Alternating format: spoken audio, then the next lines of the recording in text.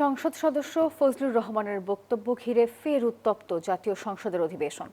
মুক্তিযোদ্ধা পরিবারের সদস্য হয়ে জামাতের রাজনীতি করা অপরাধ, তার এমন মন্তব্যের জেরে পাল্টা বক্তব্য দেন বিরোধী দলীয় নেতা ও জামাত ইসলামের আমির ডাক্তার শফিকুর রহমান। আর অসংসদীয় বক্তব্য প্রত্যাহারের দাবি জানান তিনি।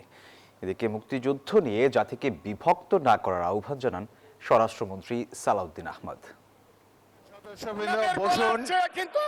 সংসদের শৃঙ্খলা রক্ষা করুন। জাতীয় সংসদের এই উত্তেজনা কিশোরগঞ্জ ৪ আসনের সংসদ সদস্য ফজলুর রহমানের বক্তব্যকে ঘিরে। ওনার গলা আমি কিন্তু ওনাদেরকে খারাপ কিছু বলি নাই। ক্রাঞ্চি রোলের ভিতর চকলেট ক্রিমের ফিলিংয়ে অল টাইম ক্রিম রোল, মুখে দিতেই স্পেশাল ইনসাইড। বসেন।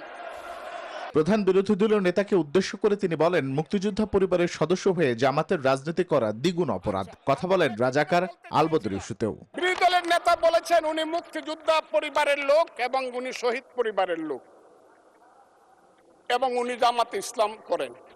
এটা ডাবল অপরাধ। মুক্তিযোদ্ধা পরিবারের লোক কেউ জামাত করতে পারে না।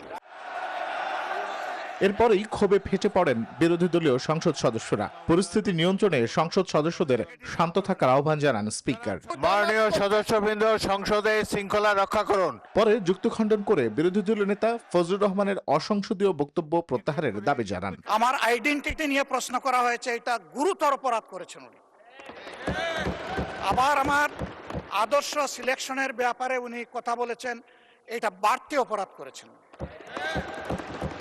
আমি অনুরোধ করব মাননীয় স্পিকার, তার এই অসংসদীয় অংশটা এখান থেকে যেন এক্সপান্স করা হয়। ফজলুর শফিকুরের পাল্টাপাল্টি বক্তব্য ও উত্তেজনার পর মুক্তিযুদ্ধের ইতিহাস নিয়ে জাতিকে বিভক্ত না করতে সংসদে আহ্বান জানান স্বরাষ্ট্রমন্ত্রী। মুক্তিযুদ্ধের ইতিহাসের ভিত্তিতে জাতিকে আর বিভক্ত না করি।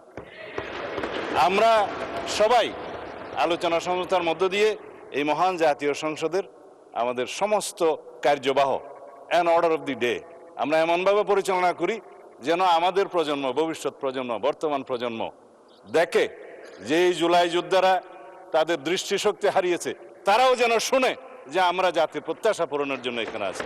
৮ ঘন্টার উত্তপ্ত পরিস্থিতি শেষে স্পিকার সংসদে শৃঙ্খলা বজায় রাখতে সংসদ সদস্যদের রুলস অব প্রসিডিউর পড়ার পরামর্শ দেন। আমি প্রতিদিনই বলি যে রুলস অফ প্রসিডিউর বইটা একটু পড়েন। যদি এই সংসদ যদি বিধি মোতাবেক পরিচালিত না হয়, এটি আর জাতীয় সংসদ থাকবে না। রিশাদ হাসান, নিউজ 24, ঢাকা।